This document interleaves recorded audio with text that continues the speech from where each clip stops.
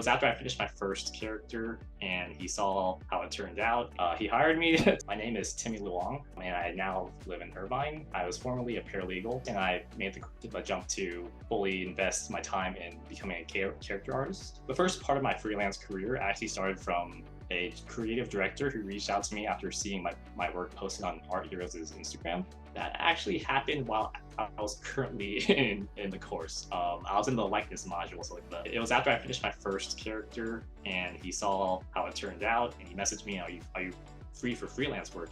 You have some good stuff. Ever since, I have like an ongoing professional relationship. I enrolled into the 9-month character art mentorship program. This program seemed like it just checked off all the marks I was looking for. I just really wanted to get information on the industry pipeline, and it was like very informative. I did 2 stylized characters and 1 photorealistic likeness. The most helpful part, I think, was the live sculpting sessions done by the instructors. It helped me look at things in a different lens. Probably the most useful part, because you got to see your work in real time, just being reshaped, being explained why it's being shaped that way. That community aspect of it also was nice, because I finally had a group of people that I could ask for help.